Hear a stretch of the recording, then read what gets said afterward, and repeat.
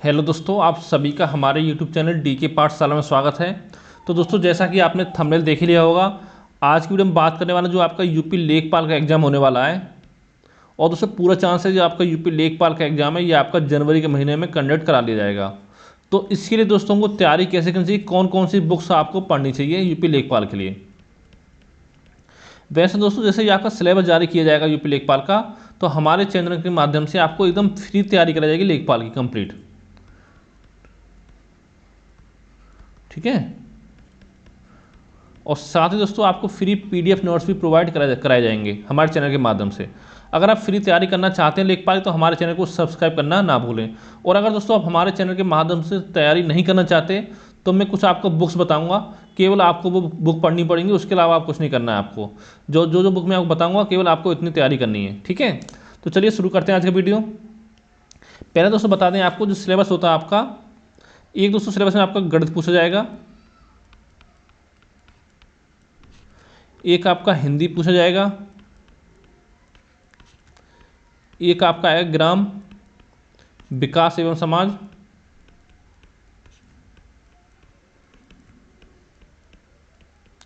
और साथ ही एक आपका आएगा सामान्य ज्ञान। तो ये चार पार्टों में आपका सिलेबस डिवाइड होता था जब पिछली बार एग्जाम हुआ 2015-16 में। लेकिन दोस्तों उस समय जो आपका एग्जाम हुआ था, उस समय लेवल आपका इजी पूछा गया था इसका। ठीक है, लेकिन इस बार थोड़ा आपका डिफिकल्ट लेवल पूछा है। क्यों पूछा जाएगा?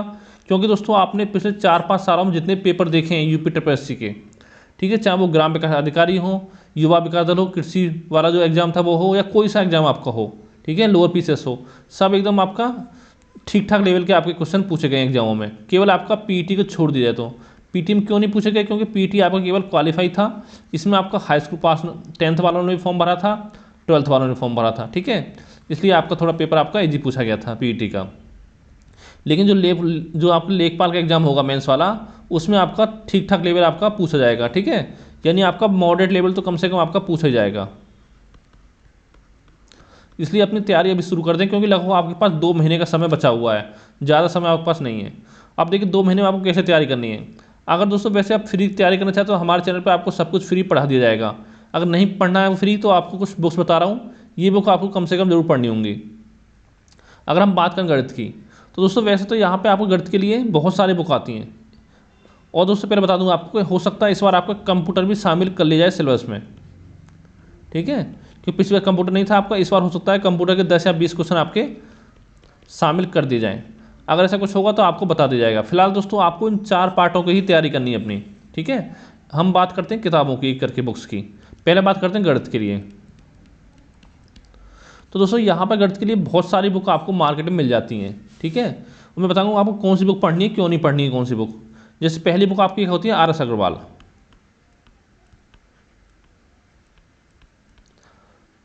ठीक है, इस बुक में दोस्तों कमी क्या है, आपकी बुक बहुत बेहतरीन है, लेकिन जो भी तैयारी करना शुरू करता है गणित की आपकी, सबसे पहले इसी बुक को पढ़ते हैं बच्चे। ठीक है, RS अग्रवाल को। लेकिन दोस्तों इसमें दिक्कत क्या है, इसमें आपकी कोई भी इसमें आपकी शॉर्ट ट्रिक नहीं दे रखी है। ठीक है, नहीं इसमें, यानी इसमें आपका एकदम बेसिक लेवल से आपके क्वेश्चन सॉल्व कराए गए सारे। और अगर दोस्तों एग्जाम कंपटीशन एग्जाम की तैयारी कर रहे हो, अगर आप बेसिक से क्वेश्चन सॉल्व करोगे सारे, तो फिर दोस्तों आपका पेपर जो वो आपका छूट जाएगा। ठीक है, क्योंकि इतना आपके पास समय होता नहीं। जैसे आपका इसमें मान लो अगर आपके 100 क्वेश्चन पूछे जाते हैं, तो मैक्सिमम आपका 2 घंटे का समय होगा 100 क्वेश्चन के लिए। ठीक है, तो इसलिए मैं बोलता हूँ इस बुक को आप ना पढ़ें। अगर हाँ मैथ में बिल्कुल जीरो हो, तो पहले आप स्टार्टिंग इस बुक से कर सकते हो, RS अग्रवाल से। दूसरी दोस्तों बुक आती है आपकी अरिहंत की। इसमें दोस्तों क्या प्रॉब्लम बुक में आपकी, इसमें जितने भी आपके क्वेश्चन कराए गए हैं, वो मैक्सिमम क्वेश्चन जो आपके फॉर्मूले पर कराए गए हैं। ठीक है, फॉर्मूला बेस। क्योंकि दोस्तों आप एक चीज़ समझो कि इतने फॉर्मूले इस बुक में दे रखे हैं आपको, कि आप इनको अगर पढ़ने बैठोगे तो पागल हो जाओगे पढ़ते पढ़ते। तो इसलिए मैं इस बुक को आपको रिकमेंडेड नहीं करता हूँ। ठीक है, इसलिए आपको ये बुक नहीं पढ़नी है। और मैं दोस्तों बोलता हूँ तीसरी बुक जो आपका SD यादव। इन तीनों की तुलना मुझे दोस्तों ये बुक्स थोड़ी सही लगती है SD यादव की। ठीक है, लेकिन आपकी कहो परफेक्ट तो बुक दोस्तों कोई नहीं है ऐसी आपकी। ठीक है, इसको आप पढ़ सकते हो SD यादव को। लेकिन इसमें कुछ कमी जो है आपकी, वो क्या है, जैसे एक तो आपका बीजगणित हो गया। ठीक है, इस बुक में आपको नहीं दे रखा है, मतलब दे रखा है सही से नहीं दे रखा है। और एक आपका त्रिकोणमिति हो गया, ये भी आपका सही से नहीं दे रखा है। ठीक है, और तीसरा दूसरा चैप्टर आपका सांख्यिकी। ये जो चैप्टर सांख्यिकी आपको इसमें दे नहीं रखा बुक में, लेकिन दोस्तों जितने भी आप एग्जाम देखोगे अब जहाँ पे मैथ पूछा था, हमें 2 से 3 क्वेश्चन आपके जरूर पूछे जाते हैं सांख्यिकी के। अगर आप 2015-16 का पेपर उठाओ लेखपाल का, तो वहाँ भी हर शिफ्ट में आपके 2 से 3 क्वेश्चन पूछे गए थे, क्योंकि 2 शिफ्ट में आपका पेपर हुआ था। तो दोस्तों इसके लिए चैप्टर जो पूरा चैप्टर हमारे चैनल के माध्यम से आपको कंप्लीट करा दिया गया है, ठीक है। इसके 3 वीडियो हैं, अगर आपने 3 वीडियो अच्छे से देख ली तो दोस्तों इससे जो भी क्वेश्चन आपको पूछा जाएगा वो आपसे बाहर नहीं जाएगा।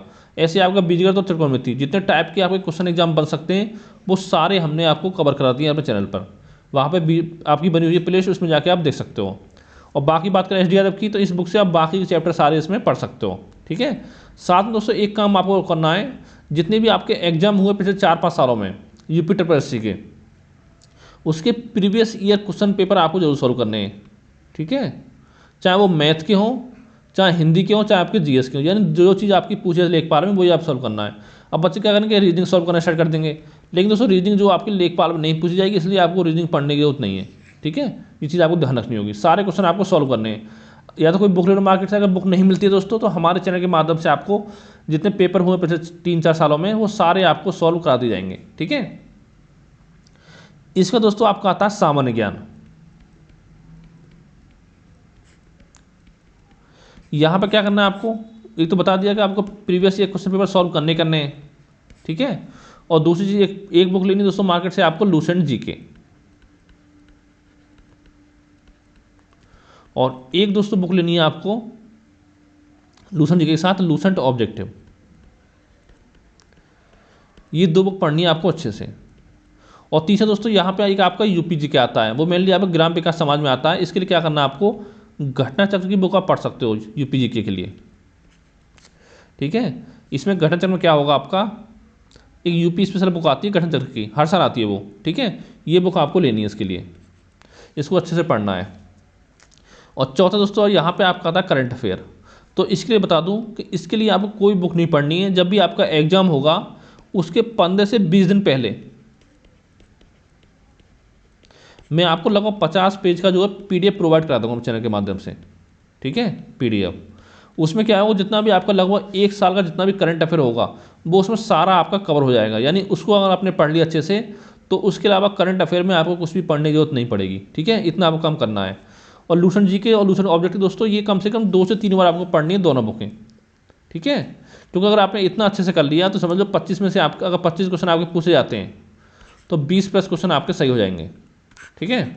और दूसरे कुछ क्वेश्चन आपके ऐसे आते हैं वो कोई नहीं कर पाता है, चाहे कोई बंदा यूपीएससी तैयारी कर रहा हो तब भी कुछ क्वेश्चनों को नहीं कर पाते हैं, ठीक है। तो ज़्यादा आपको ध्यान नहीं देना है इसमें। और तीसरी दोस्तों बात आती है आपकी सामान्य हिंदी की।